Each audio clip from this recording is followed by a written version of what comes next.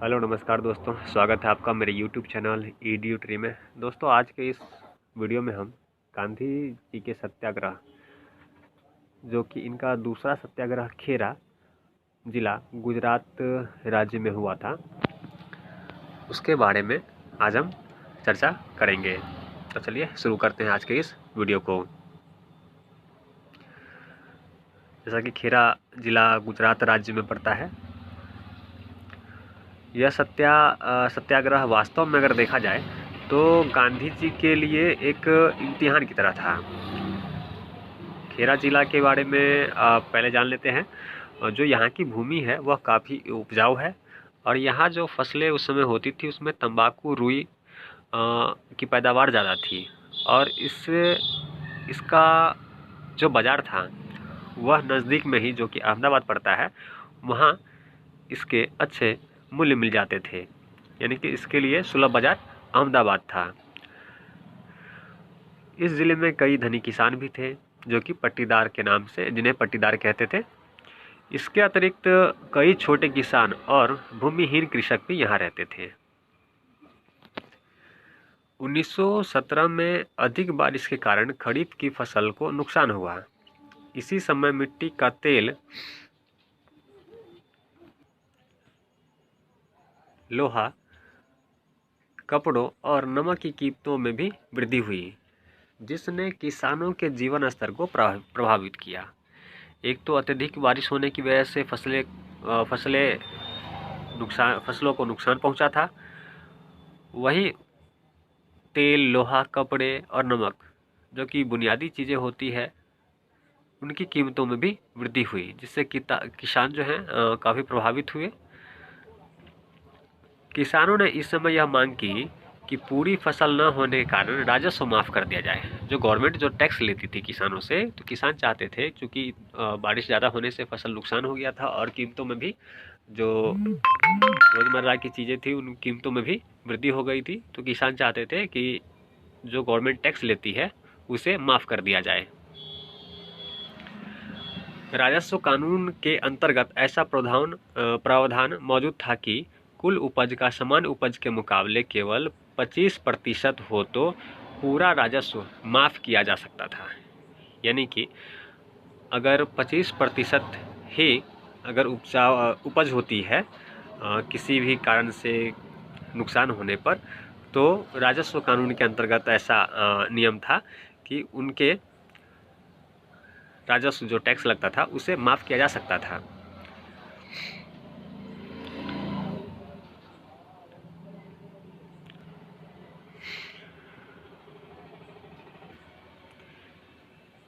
यहाँ मुंबई के दो वकील श्री वी.जे. पटेल और जी.के. पारख ने इस संबंध में छानबीन किया और पाया कि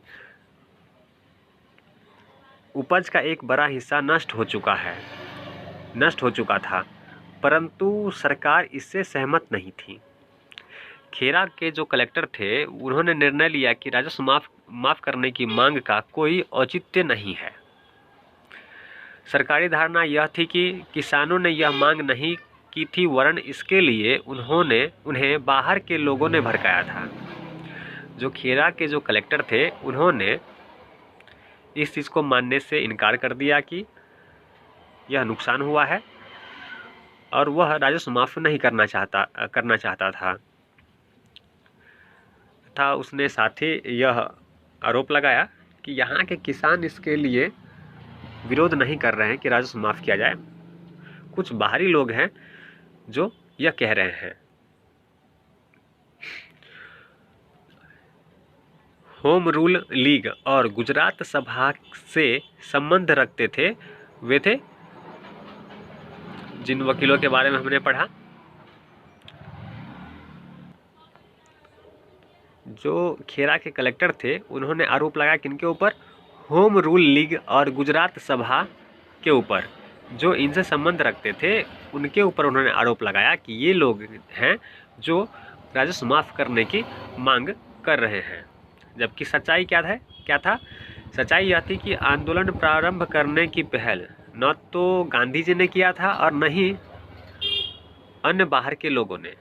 यह मांग जो है, जो वहाँ के लोकल किसान थे जिनमें मोहनलाल पांड्या जैसे स्थानीय गांव के जो नेता थे, उन्होंने यह मांग उठाई थी कि किसानों का फसल नुकसान हुआ है, इसलिए राजस्व माफ कर दिया जाए। छानबीन करने के बाद गांधी जी ने यह धारणा व्यक्त की कि सरकारी अफसरों ने उपज को बढ़ा चढ़ाकर मूल्य लगाया था। किसानों का यह वैध अधिकार था कि वे राजस्व के स्थगित किए जाने के अधिकारी थे। गांधी जी ने अपने स्तर से छानबीन किया और उन्होंने पाया कि जो सरकारी अफसर हैं, उन्होंने उपज का मूल्य जो है बढ़ा चढ़ाकर लगाया है, और किसानों का यह जो नियम भी था, उनके अनुसार उनका अधिकार था कि वे राजस्व के अधिकारी थे, और गवर्नमेंट को चाहिए था कि वह राजस्व वसूलने के अपने निर्णय को स्थगित करे, और इसमें इन पर कोई अनुकंपा नहीं की जा रही थी। कुछ हिचकिचाहट के बाद गांधी जी ने यह निर्णय लिया कि 22 मार्च 1918 से सत्याग्रह का प्रारंभ नादियाद में एक सभा करके किया गया। 22 मार्च 1918 को गांधी जी ने सत्याग्रह के माध्यम से नादियाद में एक सभा किया। इस सभा में गांधी जी ने किसानों को यह राय दी कि वे अपना राजस्व न दें। गांधी जी ने किसानों को प्रेरित किया कि वह ब्रिटिश सरकार को अपना राजस्व न दें। किसानों के उत्साह को बढ़ाने के लिए और उनके हृदय से सरकार का भय निकालने के लिए गांधी जी ने अनेक गांवों का दौरा किया। जाहिर सी बात है, राजस्व न देना यानी कि सरकार के आदेश का उल्लंघन था, जिनके लिए कुछ दंड का भी प्रावधान था। तो किसानों में डर न फैले तथा उनका उत्साह बढ़े, इसके लिए उन्होंने गांव-गांव जाकर लोगों से मिलना प्रारंभ किया।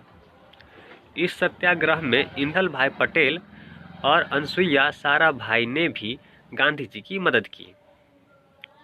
जो गांधी जी ने यह जो सत्याग्रह 22 मार्च 1918 के बाद चलाया था, इसमें उनके साथी जो थे इंदुलाल याज्ञिक, विट्ठल भाई पटेल और अनसुईया साराभाई, जो इनकी इस सत्याग्रह में गांधी जी की मदद कर रहे थे।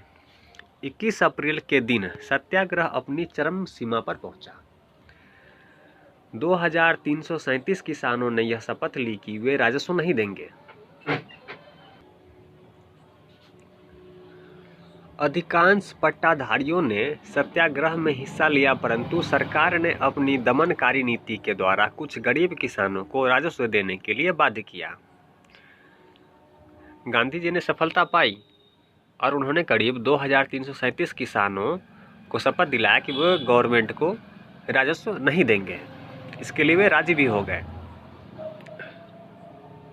पर गवर्नमेंट की जो दमनकारी नीति थी, उनके आगे कुछ गरीब किसानों को इतना मजबूर किया गया कि वे टूट गए और उन्हें राजस्व टैक्स देने के लिए मजबूर कर दिया गया।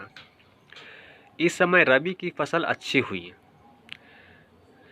जिससे राजस्व ने न देने का मुद्दा कुछ कमज़ोर पड़ा। और इसी समय क्या हुआ कि फसल इस समय अच्छी भी हुई, क्योंकि ये तो पहले की बात थी, काफ़ी समय निकल चुका था और इस समय रबी की फसल का समय आ चुका था। तो इस समय रबी की जो फसल है वो काफ़ी अच्छी हुई थी, पैदावार काफ़ी अच्छी हुई थी। इससे क्या हुआ कि जो पहले ये था कि नुकसान हुआ था तो लोग नहीं देना चाह रहे थे राजस्व, लेकिन अब भी फसल काफ़ी अच्छी हुई थी, तो लोगों ने फिर ये सोचा कि हम गवर्नमेंट से क्यों दुश्मनी मोल लें, चलो राजस्व दे देते हैं। कुछ का ऐसा मानना हुआ। इससे क्या हुआ कि यह सत्याग्रह कमज़ोर पड़ने लगा। गांधी जी यह समझाने लगे थे कि किसान सत्याग्रह से गांधी जी यह समझने लगे थे कि किसान सत्याग्रह से थकने लगे हैं। निश्चित ही है कि पहले क्योंकि सत्याग्रह में काफ़ी समय लगता है और पहले की मांग उस समय के अनुकूल था, पर इस समय फसल काफ़ी अच्छी हुई थी, तो लोगों को राजस्व देने में कोई परेशानी नहीं थी और वे गवर्नमेंट से दुश्मनी भी नहीं लेना चाहते थे।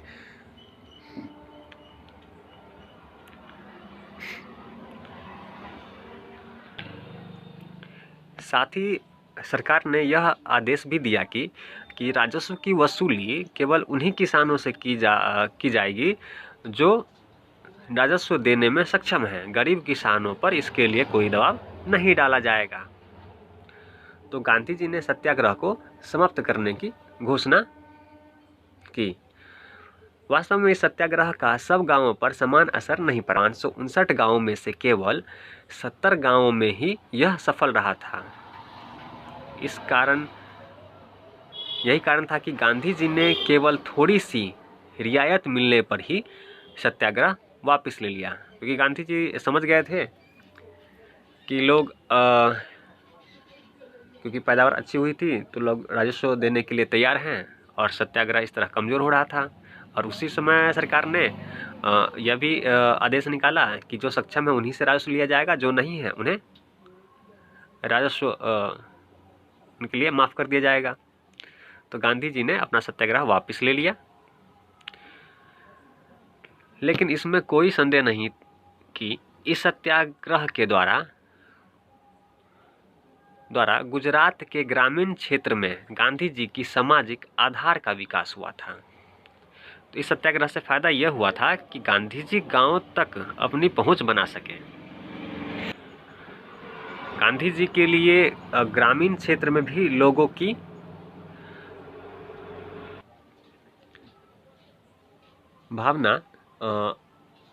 भावना गांधी जी से जुड़ने लगी थी। तो चलिए अगले वीडियो में ऐसे ही किसी गांधी जी के अगले सत्याग्रह के बारे में पढ़ेंगे और समझेंगे। और जो हमने अभी पढ़ा वो काफ़ी आसान है। अगर एक बार में ना समझे तो 1 से 2 बार यह वीडियो देखिए, बहुत ही आसानी से आपको यह समझ में आ जाएगा। तो चलिए मिलते हैं गांधी जी के एक अगले सत्याग्रह के ऊपर पढ़ेंगे समझेंगे। तब तक के लिए चैनल को सब्सक्राइब कर दीजिए।